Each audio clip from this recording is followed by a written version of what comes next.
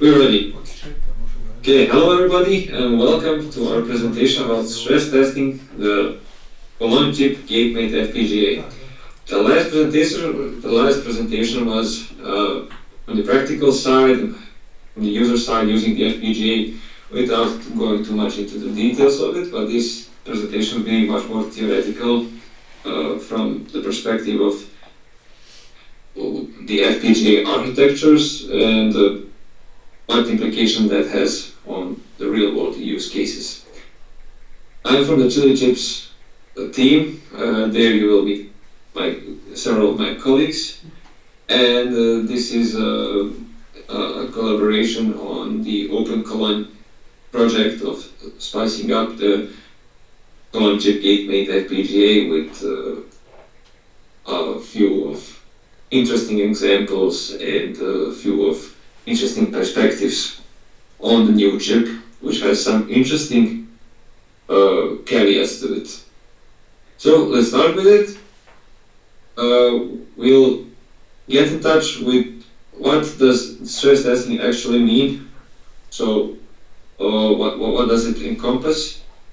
And then we'll go into what has been done so far. We first do like a fair overview of the theory of what the architecture looked like, of the routing architecture, the combinational logic, the sequential logic, and then we devised tests which showcase the features which are of interest for this new kind of architecture. Among those are coarse core, which is really popular, we'll get to it. LUTRAM is a sensitive topic, let's say, since Cologne chip doesn't implement distributed memory, but this is also Will mentioned why we're exactly doing this. Werewolves, which is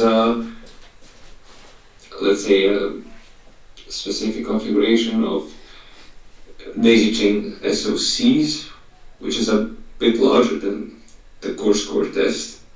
But we'll get to it, and in the end the FPGA torture, which is a combined test of power utilization and logic utilization. We have some ongoing issues. We'll touch briefly on them just, and we'll mention what is what the future holds for this stress testing. So starting with the introduction, we'll just define some basic concepts in the Cologne chip gate-made architecture, which is for starters a CPE, Cologne programmable element. This is an equivalent of slices in Xilinx of many other configurable logic blocks in other FPGA architectures. And from this perspective, we have, of course, an input 8-input combinatorial LUT tree, which is put there instead of the traditional LUT4 or LUT6. And then on the outputs we have flip-flops and multiplexers, which output. Of course, there's a carry chain going from bottom to the top. So we're on lookout for different things. One is logic capacity, and there's no standard way of measuring. As I previously mentioned, this is a LUT tree, and other architectures use a LUT4, which has different implications on logic flexibility. So we're on our own test. How do differences in architecture affect the overall logic capacity? Then we touch upon the interconnect performance. So what do we have to do to trigger the routing congestion, and to see how the tools fare when we put difficult routing tasks to them. We test both predominantly short and long routing, and of course mixed routing in homogeneous structures. We'll test timing capabilities, which are important, and for this, important information is that this is a 28nm process, so we have some figures to expect on maximum frequency, and we also want to know how is the price to performance, since this is marketed as a economical solution in comparison to the flagship vendors. As far as the architecture goes, here are again the CPEs which are held in this structure, and we have 20,4800 CPEs which have two separate, let's say, a quasi two separate LUT4s. So this makes for a quasi 41K LUT4 device. This is very important information. I want you to remember it. We'll come back to it later. So these 8 inputs are separated and they form 2 outputs, which is usually done by 2 separate LUT4s. And one more important information is, since I mentioned that there is a lack of distributed memory, there is plenty of dual port block RAM, which is greater than even in some comparable vendors like Xilinx Spartan 6, and there's plenty of dual port block RAM to replace it. Here we go about the LUT3 logic, which I was mentioning. There go in the 8 inputs, which get separated and put in 2 different outputs. One L2T4 primitive is supposed to be a direct replacement for a LUT4, with some exceptions. So in this table, you see that by doing basic combinatoric maths, we can come to a conclusion that there's a significant lack of number of logic functions that can be implemented by L2T4 primitive element. So, and there is a significant handicap, you see, in comparison with the LUT4, which can implement 65,000 different logic functions of 4 inputs and 1 output. This can perform only 4,000 logic functions of 4 inputs and 1 output. But this comes with a trade-off, and the trade-off is area. Area becomes now smaller, and the chip becomes, of course, cheaper. We reduce from 16 SRAM configuration bits of LUT4 to 12 configuration bits of L2T4 primitives, which are a replacement for LUT4 elements. Since there is a lack of logic capabilities which L2T4s can do, we can get into specifics what these logic functions which are missing exactly are, but it's kind of obvious. Whenever you split the inputs into LUT3s, you discard all connections that were between the paired inputs. So in this architecture, all the logic function, the direct logic functions between I2 and I1 inputs are discarded, since it gets first paired with I0. So there is no way to implement I1 and I2. This is an obvious. This is if I0 exists, of course, but this is an obvious caveat. So this, but L2T4s still can implement addition, multiplications, and multiplexing, which is kind of mostly what you essentially do in an FPGA in a much more efficient manner than in CPUs. But this is the most of the workload. This is where the majority of logic goes to. This is what takes chip real estate. But LUT4 can implement general logic, whatever you want. So this is not suitable for control logic. If you want to make complex FSMs, this is not it. If you want large multiplexers, this is it. So we'll see how this fares in the end. But to replace, to complement the L2T4 primitive, there is a L2T5 primitive which implements everything that L2T4 can't, but it takes up the whole common programmable element in terms of combinatorial logic. You see, when we implement L2T4, this lat3 is used all the way. There is a there's a 8-input max primitive coming, but it's still highly experimental since Gnosis and the PNR tool are not in sync with that yet. So we expect 41K lat force, where usually only 30K would fit in terms of number of configuration bits. So we have the number of configuration bits of 30K lat force, but essentially the logic power of 41K lat force. We'll see how that fares.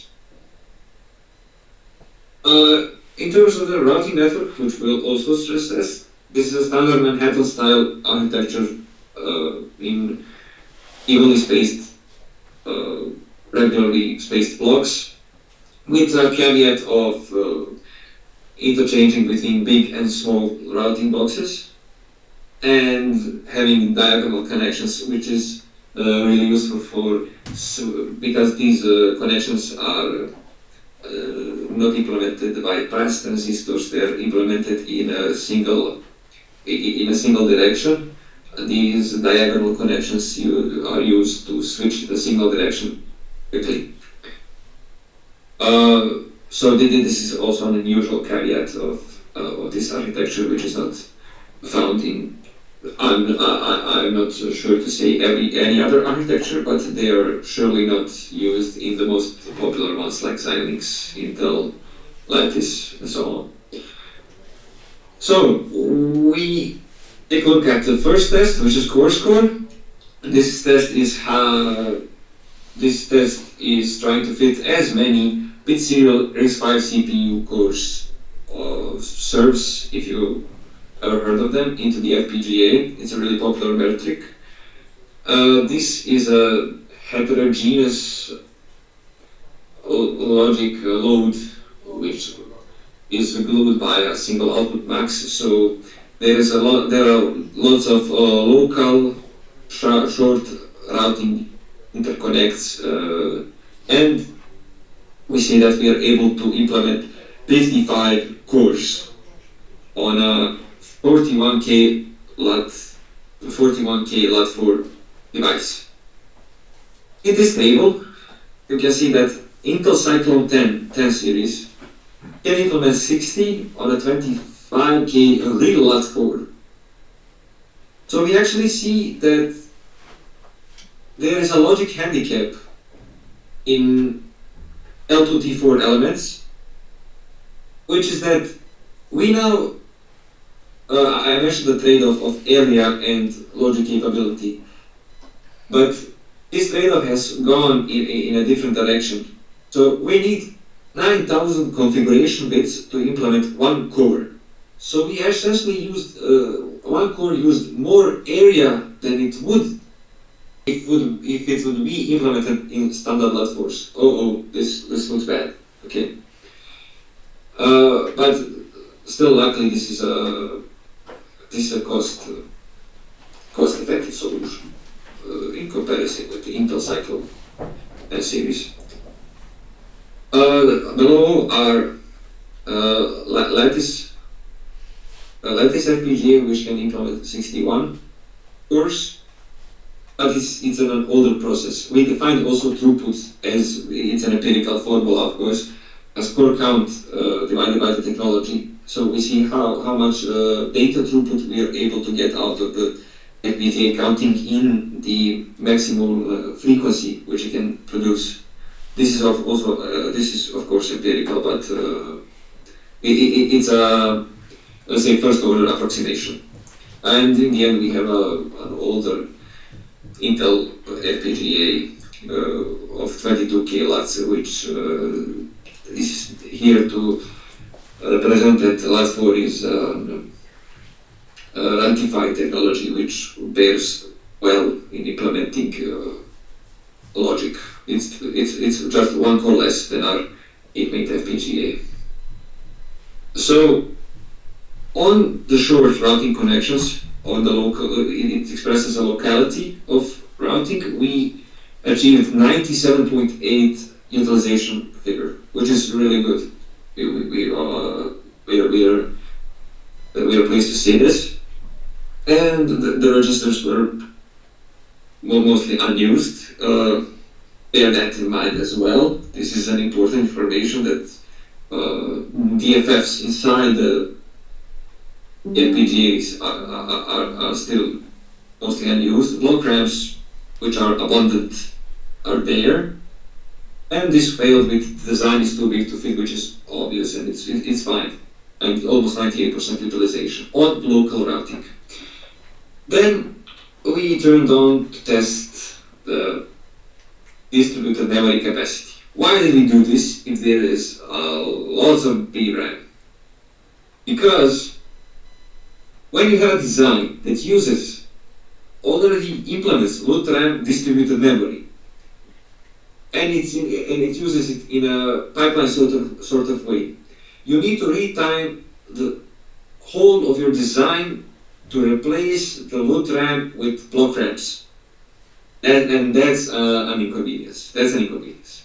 So we wanted to check how many load RAM blocks, how many load RAM bits can this FPGA emulate. The emulation can be done by using a few DFFs and a multiplexer which can go into a single CPE. So we devised a test of instantiating as many 16 inputs deep and 10 bits wide load RAMs,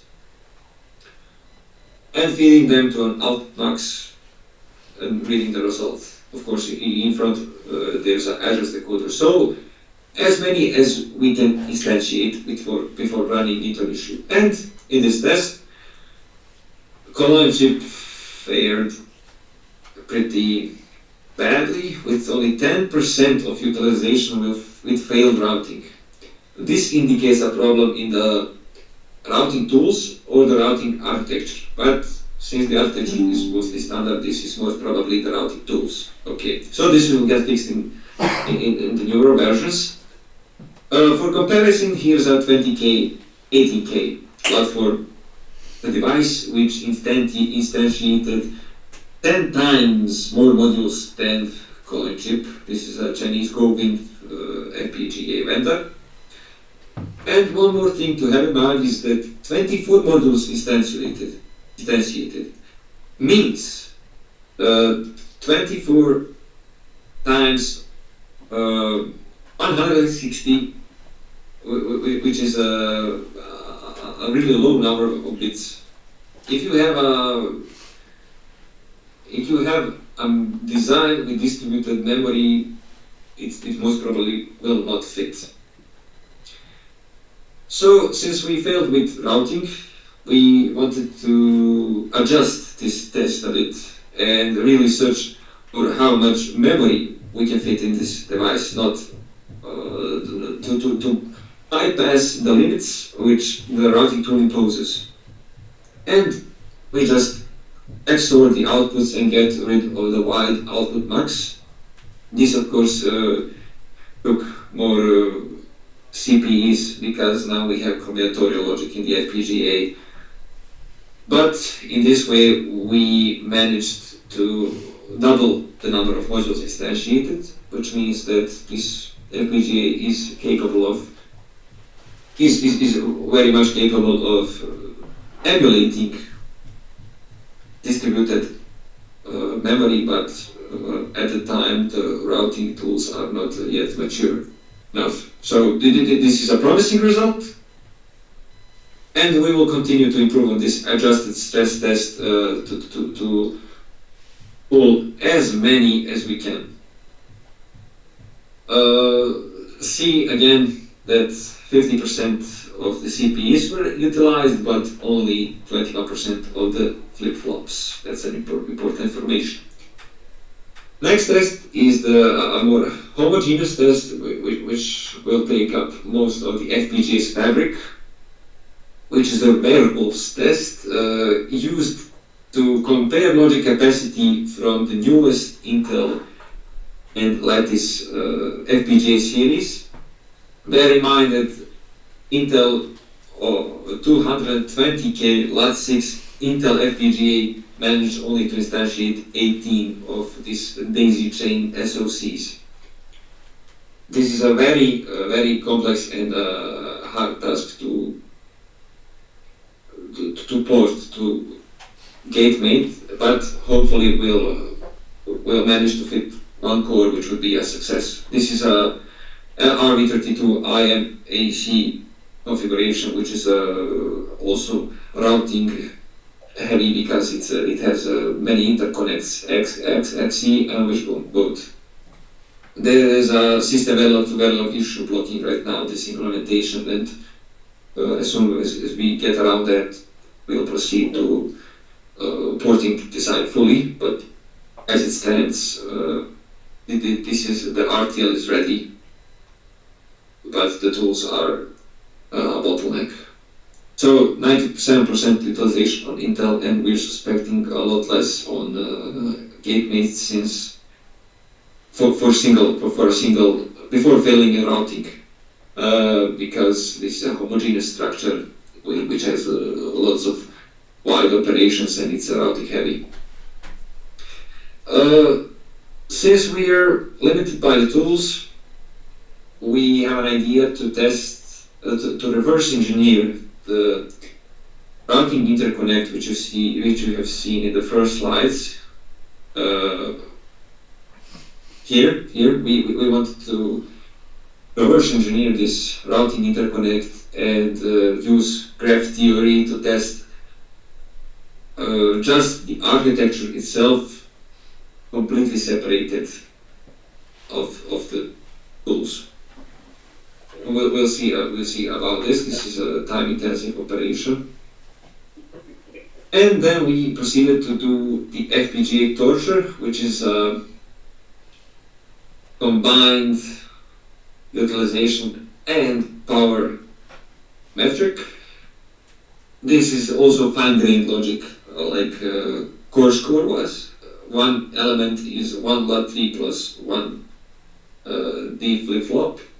So you see that we instantiated 28,656 registers, which is the number of modules instantiated actually. This is, if we were to count this as a 20K Lat4 element, this is punching above its weight class. But since this is more of at least 30K Lat4 FPGA, this number should be a bit higher. Since we need only one L234 and L2T4 element primitive and one DFF to instantiate one element. So this number should be higher, of course. But still, we fail with logic utilization. So we fail with combinatorial logic utilization. And in this case, we see that D flip-flops are still left unused, and 30% of them. And this is a 1-to-1 ratio. For each one combinatorial element, we have one D flip-flop. So if D flip-flops are left unused right now, what will trigger to use all of them? So we see now here that we have oversized, this FPGA is a bit oversized for the number of D flip-flops. As I mentioned, that these two figures will be important. So number of D flip-flops is a bit oversized, but you wouldn't complain on that. Yeah.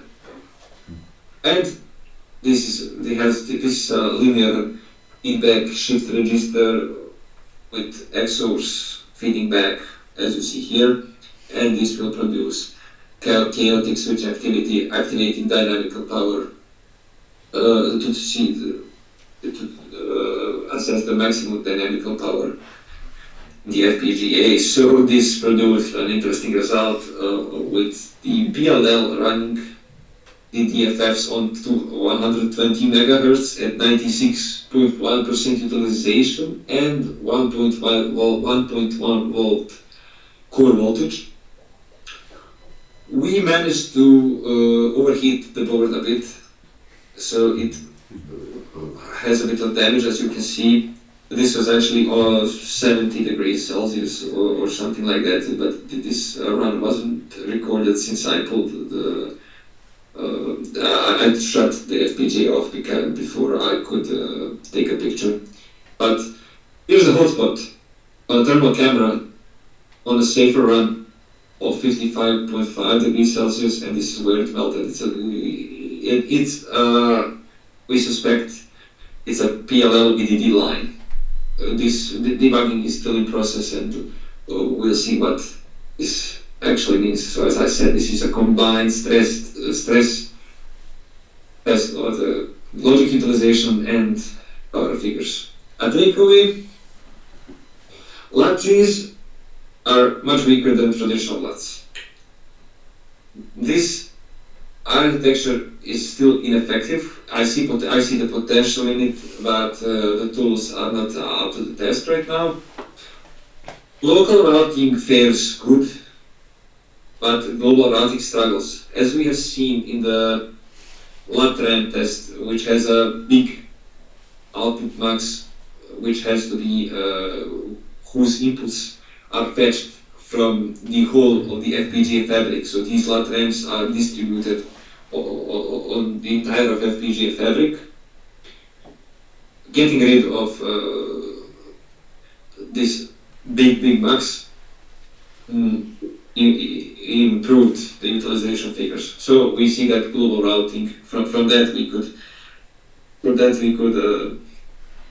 conclude that the global routing is an issue right now. The flip-flops are oversized relative to the number of logic elements, as I mentioned previously. And these routing issues in global structures may be due to the limited routing resources and due to the PNR tool deficiency. So we'll see if what is the exact reason. Maybe we lack in the end in the hierarchy of routing enough global lines to interconnect everything together. Effective logic capacity is around 20k LUT-force, as we have seen the core score test. Despite its quasi 41k LUT-force device, and at least in the end, it was 53% more configuration bits for some tests than traditional LUT-force would. So this makes it counterproductive. Known issues, we won't get deep into this, but there are some issues with the open source tools which we are in the process of fixing. Yosis recently introduced support for unsynthesizable constructs, which has now broken the open lane flow and also has broken fuse sock flow for core score. We'll see how do we go about that. Variables system Verilog to Verilog issue is it doesn't convert the literal values of structs to Verilog. We are in contact with the developers to solve this, and LUT-RAMs has tools-related issues. We are trying to really tailor the test to best showcase how much memory we could fit, not how do the routing tools fare, since we have already concluded that they have some deficiencies. And for future work, we'll do intensive PNR tests, and we'll do more multiprocessor SoCs porting. Also, since the FPGA offers FIFO's DSPs will maybe also get to these tests also and see how the FPGA fares with the competition. Thank you for your attention. If you have any questions, I'm open to hear them. Cool. Thank you, Tarik.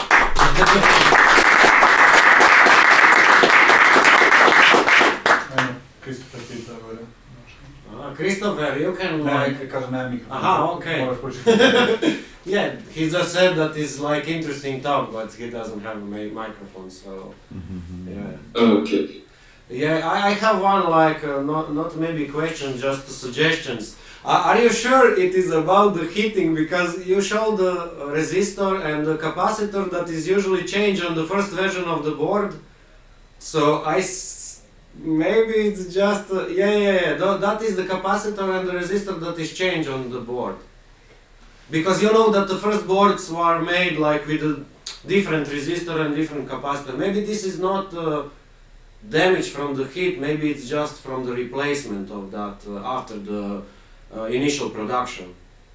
Okay, that may be the issue. That's why we contact Cvetan and the Discord, and we'll see about that. Yeah, okay, because it doesn't look like damage from the heat, and I don't think that like 50 degrees can damage. No. It's most certainly damage from heat. If you think that this is by soldering, this is caused by soldering. This wasn't caused by soldering. I said that 70-80 degrees Celsius run wasn't recorded, and okay. This melted in front of my eyes. Okay, and was it smoke going out, or you just saw the heat? No. I just saw that the spot was getting blurry, like you see on the picture, and also, but luckily for me, the board is still functioning because I turned it off the same second I saw that. There's a question from Christopher in the chat. You can switch to chat and okay. Yes. The chat is over here. Lotteries are get from math. This is what I'm not useful. Why is it good for math? Do the others and the multipliers run on top of the lotteries? I thought they were a separate circuit. Do the multiplexers run on top of lotteries? I thought they were also a separate circuit. As far as I am, as far as I know about this topic, this CP element can be configured. So we can visit documentation to confirm this. But this lottery logic in the CP element can be configured as I'm not sure, but I think a 2-bit full adder or 8-input max. So that's the main. These are the main opportunities that we see from this lottery architecture, as far as I know from the documentation. So that this logic element can be configured as a 2-input full adder or an 8-input max, but this is a feature still to come, an 8-input max, because Yosis and PNR are still not in sync with that yet. Also a multiplier, it could be a multiplier, but it's a primitive which maps onto the lottery. I can confirm that. The math goes to the lotteries.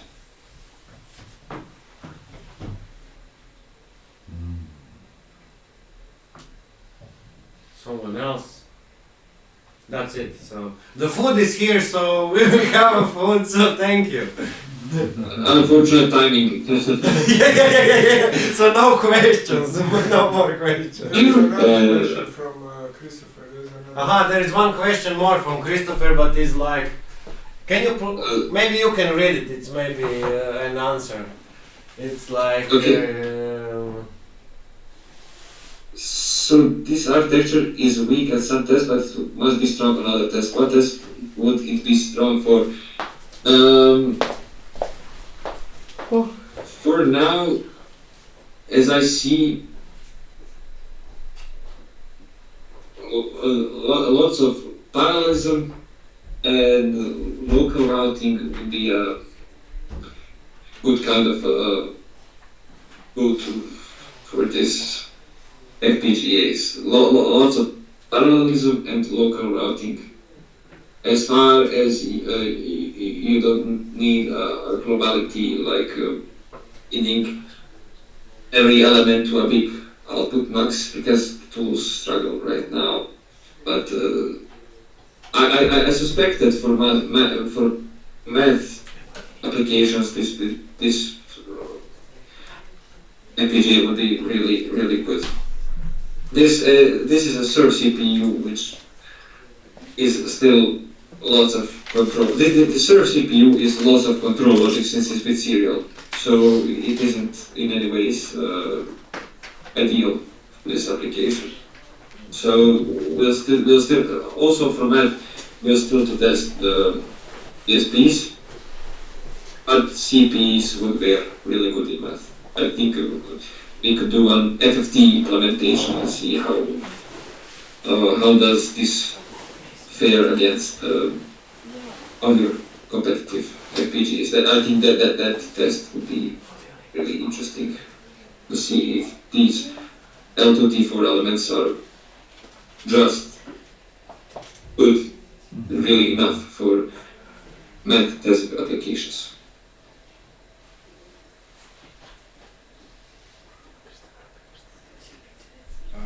I would also have a suggestion, which is regarding that bit of smoke. You saw the stress test FPGA torture is available on our GitHub. So this is an invite to for other people with the Olimex card to try it, to introduce it on their own and see what happens. Cool. Yeah. We will try it. And we have one more question here. So. Perhaps from the top of your head, could you throw a few top frequency numbers of, I don't know, some reference design that you synthesize on whatever, Xilinx, Lattice, and something that actually works, maybe a simple single core serve, or did you do any such comparisons, or if not, can you just give us rough estimates of Fmax achievable with GateMate? That's a difficult thing to say. I haven't done this testing yet, but it is still to be done. I can give you the numbers without comparing to other FPGAs. Maybe I'm not sure. Maybe this test has recorded the. I can say No, something. I'm not sure. We have a project that did a The soft other Tarik CPU, wants to yeah. answer that Yeah. question. That- So, Tarik, just speak louder, yeah. We had a project that had a Pico RV32 on an FPGA. Firstly, it was done on the Xilinx board buses that used, I think, Arctic 7 FPGA, and the design worked with 50 megahertz without a problem. When my colleagues tried to port it to GateMate, the main problem was the clock speed couldn't be done because the design was a game, Tetris, on an FPGA that used the Pico RV32, and it had a VGA controller, and the data couldn't flow through at the highest, the 50 megahertz that was required, so they had to optimize it, scale it down. The highest they could go was, I think, 31 megahertz. So it is slower than a Xilinx board. So that's a concrete example that we tried out. Thank you, Tarik, for jumping in. That's a valid example. Without comparison, I can give you numbers for these. This, I think, ran at 23 megahertz core score, but I needed only 16 megahertz to produce a valid output. So lucky for me. And this design, which okay, this can be a valid metric. At best timing PNR setting, this design managed to, which is just one DFF one LUT, one DFF one LUT, one DFF one LUT.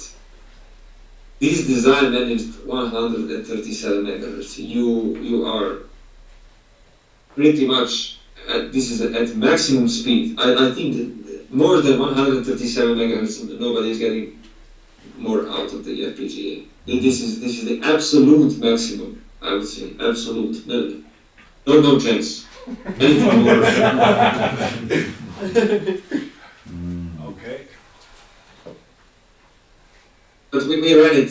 I first ran it at 137 megahertz, and then I saw that it was heating up a bit, so I reduced to 120 just to be sure.